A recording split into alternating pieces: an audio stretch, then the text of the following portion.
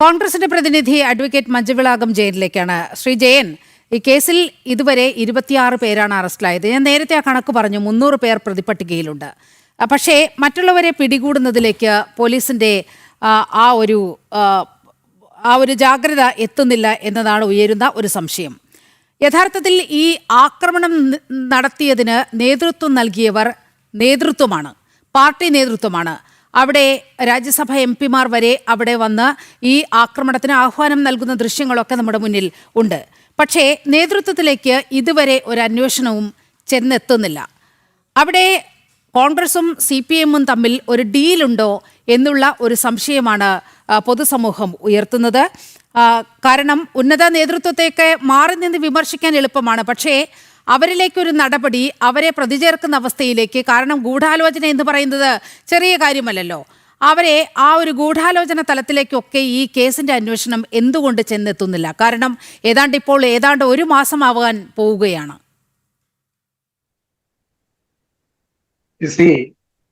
കോൺഗ്രസും BJP-യും തമ്മിലൊരു അന്തർധാര ഉണ്ട് എങ്കിൽ എനിക്കത് കേട്ടപ്പോൾ ദിലീപ് പറഞ്ഞപ്പോൾ തന്നെ ചിരി വരികയാണ്. സാധാരണ നിങ്ങൾ പറയുന്നതാണ് ധാര, അന്തർധാര. അങ്ങനെ ഒരു അന്തർധാര ഉണ്ടായാലും മണിക്കൂറുകൾക്കുള്ളിൽ 26 പേർ അറസ്റ്റിലാകുമായിരുന്നു. അറസ്റ്റിലാകപ്പെടുകയല്ല, ജയിലിലാകുമായിരുന്നു. പിന്നെ എന്താണ് ഈ അന്തർധാരയുടെ അർത്ഥം എന്ന് എനിക്ക് മനസ്സിലാകുന്നില്ല. ഞാനൊന്ന് പറയാം.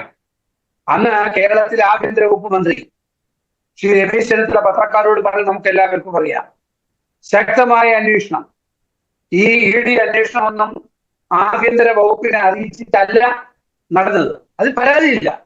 പക്ഷേ സംഭവങ്ങൾ മണിക്കൂറുകൾക്കുള്ളിലാണ്, രാത്രിയും പകലുമില്ലാതെ അന്വേഷണ ചുമതലയുടെ ഉദ്യോഗസ്ഥർ മുഴുവൻ 26 പേരെയും, 300ഓളം പേരുണ്ട്.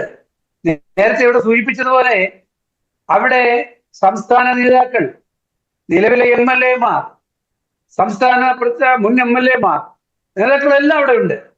പക്ഷെ അവിടെ സംഭവിച്ചത് പ്രതിഷേധിക്കാനുള്ള അവകാശം എല്ലാ രാഷ്ട്രീയ പാർട്ടികൾക്കുമുണ്ട്. പക്ഷേ പ്രതിഷേധമല്ല അവിടെ നടന്നത്, ആക്രമണമാണ് അവിടെ നടന്നത്. ഈ ആക്രമണം നടത്തിയതിനു ശേഷമാണ് അവർ തിരിച്ചറിഞ്ഞത് ഒരു CPM-കാരന്റെ കാറാണ്. രാംഗോപാൽ അവിടെ പറഞ്ഞു, ഒരു സ്വകാര്യ വാഹനം അടിച്ച് തകർത്തു എന്ന് മാത്രമല്ല, ചുടുകല്ല് കൊണ്ടാണ്, വീട് വയ്ക്കാൻ ഉപയോഗിക്കുന്ന ചുടുകട്ട കൊണ്ടാണ് അടിച്ചു തകർത്തത്. ചുടുകട്ട നമ്മൾ സാധാരണ ഭിത്തി കെട്ടാൻ മാത്രമേ ഉപയോഗിക്കാറുള്ളൂ. ആ ചുടുകട്ട പോലും അപ്പൊ പ്ലാന്റ് ആയിരുന്നു എന്നുള്ളത് വെരി ക്ലിയർ ആണ്. ആ ഗ്ലാസിൽ ഇടിച്ച് ചുടുകട്ട നമ്മളെല്ലാം കണ്ടതാണ് ചാനലുകളിൽ. ഗ്ലാസ് പൊട്ടുന്നു. മറിച്ച് ആ ചുടുകട്ട ഉള്ളിലേക്ക് പോയിരുന്നെങ്കിൽ ആ ഡ്രൈവറുടെ കണ്ണോ മൂക്കോ അല്ലെങ്കിൽ തലയോ ഒക്കെ പൊട്ടാമായിരുന്നു. അവസാനമാണ് ഈ സഹാക്കൾ അറിയുന്നത് അത് അവരുടെ ഒരു സ്വന്തം ആളായിരുന്നു എന്നുള്ളത്. അവസാനം അദ്ദേഹത്തിനോട് മാപ്പ് ചോദിച്ചു, അദ്ദേഹത്തിന്റെ വാഹനത്തിന് നഷ്ടം കൊടുക്കാന്ന് പറഞ്ഞു. ഇതെന്തോന്ന് രാഷ്ട്രീയം, ഇതെന്തോന്ന് പാർട്ടി? അത് മാത്രമല്ല, ഈ 23 പേരെന്ന് പറയുന്നത് എന്തിനാണ് ജയിലിൽ പോയെന്ന് എനിക്ക് ഇപ്പോഴും മനസ്സിലാവുന്നില്ല. കുറ്റക്കാരൻ പുറത്താണ്. വീണാ വിജയന് വേണ്ടിയാണ് ഈ പാവങ്ങൾ. അവർ അക്രമം കാണിച്ചു എങ്കിൽ പോലും എന്തിനാണ് ജയിലിൽ പോയത്? വീണാ വിജയനെ സംരക്ഷിക്കാൻ പോയതാ. ഇവർക്ക് തലയിൽ ആള് താമസമില്ലേ എന്നുള്ളത് എനിക്ക് കേൾക്കാനുള്ളത്. കാരണം വീണാ വിജയൻ മോഷ്ടിച്ചയാൾ പുറത്തു നിൽക്കുകയാണ്. പിന്നെ വീണാ വിജയനെ സെർച്ച് നടത്തിയത് കേരളത്തിലെ മുൻ മുഖ്യമന്ത്രി, ഇപ്പോഴത്തെ പ്രതിപക്ഷ നേതാവിന്റെ വീട് എന്നുള്ള എല്ലാവർക്കും അറിയാം. അതിന് പിണറായി വിജയൻ വീട്ടിലുണ്ടായെന്ന് കരുതി ഇത് പ്ലാൻഡ് ആണ് നീലിമ, ഒരു സംശയവുമില്ല. അവരിങ്ങനെ റെയ്ഡ് വരുമെന്നും അത് തന്നെയാണ് ഞാൻ പറയുന്നത്. വളരെ ആസൂത്രിതമായി നടന്ന ഗൂഢാലോചനയുടെ ഭാഗമാണ് ഈ ചുടുകട്ടയും ചീമുട്ടയും ഒക്കെ കൊണ്ട് ഈ ED ഉദ്യോഗസ്ഥരെ നേരിടണമെങ്കിൽ വളരെ കൃത്യമായ ഒരു ആസൂത്രണവും ഗൂഢാലോചനയും നടന്നിട്ടുണ്ട്. അതിലുള്ള പ്രതികളെ എന്തുകൊണ്ട് കേരള പോലീസിന് അറസ്റ്റ് ചെയ്യാൻ കഴിയുന്നില്ല, പിടികൂടാൻ കഴിയുന്നില്ല എന്നതാണ് ഞാൻ വളരെ സിമ്പിളായി ചോദിക്കുന്നത്. ഈ 46 പേരെ കണ്ടാൽ അറിയാവുന്ന ആളുകളാണ്, പോലീസിന് ചിരപരിചിത മുഖങ്ങളാണ് എന്ന് പറയുന്നുണ്ട് ഈ കേസുമായി ബന്ധപ്പെട്ട്. പക്ഷേ 26 പേരെ മാത്രമാണ് അറസ്റ്റ് ചെയ്തിരിക്കുന്നത്. ബാക്കിയുള്ള 20 പേര് അപ്പോഴും ഈ കൺവെട്ടത്തൊക്കെ തന്നെയുണ്ട്, പോലീസിന്റെ കൺവെട്ടത്ത് തിരുവനന്തപുരത്ത് തന്നെയുണ്ട്. അപ്പോൾ അവരിലേക്കൊക്കെ എന്തുകൊണ്ടാണ് അന്വേഷണം ചെന്നെത്താത്തത് എന്നാണ് ചോദിക്കുന്നത്. അല്ല, അതിനകത്ത് ഒരു ഓപ്പൺ ഡിബേറ്റിൽ പറയാൻ എനിക്ക് ബുദ്ധിമുട്ടുണ്ടെങ്കിലും നീലിമ ചോദിച്ച ചോദ്യത്തിന് ഉത്തരം പറയാതെ പോകുന്നത് ശരിയല്ല. ഭരണമാറ്റം ഉണ്ടായി എന്നുള്ള സത്യമാണ്. കേരളം ഭരിക്കുന്നത് കോൺഗ്രസും UDF-ഉമാണ്. ആഭ്യന്തര വകുപ്പ് കോൺഗ്രസ് ആണ്. പക്ഷേ നമ്മുടെ ഒരു മാസമായിട്ടും പല ഭരണ സംവിധാനങ്ങൾ ഇതുവരെ മാറിയിട്ടില്ല. അത് ഭരണകർത്താക്കളുടെ ഒരു വീഴ്ചയായിട്ടല്ല ഞാൻ പറയുന്നത്. അതാരുടെ പ്രശ്നം? അതാരുടെ പ്രശ്നം ശ്രീ ജയൻ? കാരണം ഇവിടുത്തെ ആഭ്യന്തരമന്ത്രി എന്ന് പറയുന്നത് ഒരു സെക്കൻഡ് ഇവിടുത്തെ ആഭ്യന്തരമന്ത്രി എന്ന് പറയുന്നത് നേരത്തെയും ആഭ്യന്തരമന്ത്രി സ്ഥാനം വഹിച്ചിട്ടുള്ള ഒരാളാണ്. അദ്ദേഹം വളരെ സജീവമായി കേരള രാഷ്ട്രീയത്തിൽ ഇടപെടുന്ന ആളാണ്. മുതിർന്ന കോൺഗ്രസ് നേതാവാണ്, മുതിർന്ന MLA ആണ്. അദ്ദേഹത്തിന് അറിയാത്ത പോലീസ് സംവിധാനമല്ല കേരള പോലീസിലുള്ളത്. അപ്പോൾ ഈ ഭരണപരമായ ഒരു മാറ്റം വന്നു. അപ്പോൾ ഇപ്പോഴും പിണറായിയുടെ ആളുകൾ തന്നെ ഈ പോലീസിലെ വിവിധ മർമ്മപ്രധാന കേന്ദ്രങ്ങളിലൊക്കെ ഇരിക്കുന്നു എന്ന് പറയുമ്പോൾ അത് ആരുടെ വീഴ്ച? അല്ല, അതിനെ വീഴ്ചയായി കാണരുത്. കാരണം ഭരണം വന്നാൽ ഒരു മാസം ഒരു 10-15 ദിവസമായപ്പോൾ ഈ സംഭവം നടന്നത്.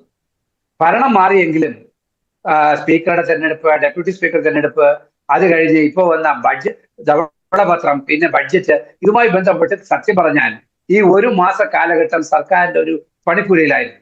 ആഭ്യന്തര വകുപ്പ് SP തലത്തിലുള്ളവരെല്ലാവരും ചേഞ്ച് ആയിപ്പോയി, ഭരണത്തിനനുസരിച്ച് മാറിക്കഴിഞ്ഞു.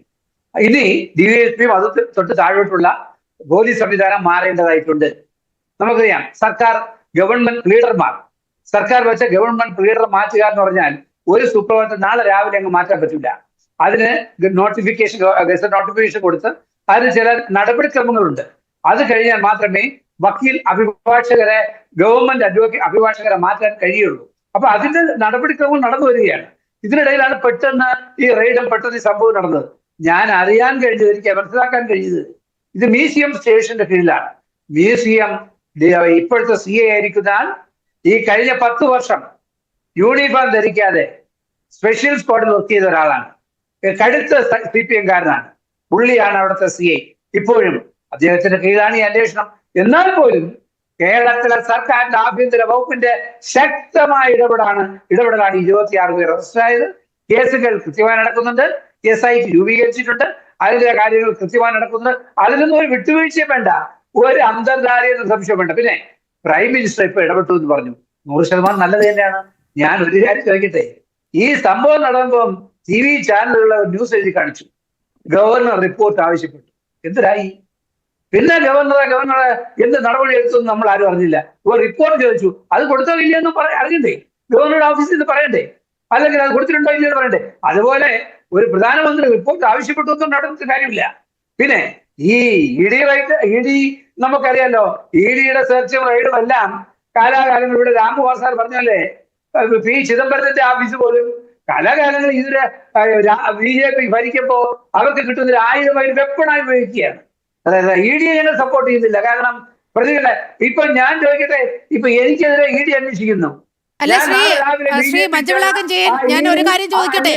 അപ്പോൾ ഈ വീണ തൈക്കണ്ടിക്കെതിരായ, വീണ വിജയനെതിരായ, പിണറായി വിജയന്റെ മകൾക്കെതിരായ ഈ അന്വേഷണവും ഒരു രാഷ്ട്രീയ ആയുധമായി ED ഉപയോഗിക്കുകയായിരുന്നോ? അതാണോ കോൺഗ്രസിന്റെ നിലപാട്? അല്ല എന്ന് ഞാൻ പറഞ്ഞില്ല. ED അന്വേഷണം ഒരിക്കലും, ഈ വീണയുടെ അന്വേഷണം EDയുടെ നാടകം പറഞ്ഞില്ല. പക്ഷേ അത് കണ്ടെത്തണ്ടേ, അത് പുറത്തേക്ക് വരട്ടെ. പക്ഷേ നമുക്കെല്ലാവർക്കും അറിയാം, ഈ ഇവിടെ നേരത്തെ സൂചിപ്പിച്ചതുപോലെ CMRL കമ്പനി എക്സോളജി കമ്പനിക്ക് മാസപ്പടി കൊടുത്തിട്ടുണ്ട് എന്ന് SFIയുടെ അന്വേഷണത്തിൽ വളരെ വ്യക്തമായി കിട്ടിയതാണ്.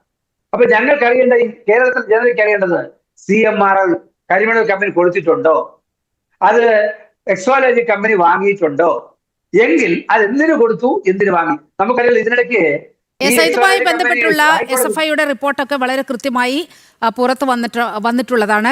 കോടതിയിലടക്കം ഇതുമായി ബന്ധപ്പെട്ട രേഖകളും വിവരങ്ങളും ഒക്കെ എത്തിയതാണ്. ഞാൻ അങ്ങയിലേക്ക് എത്താം.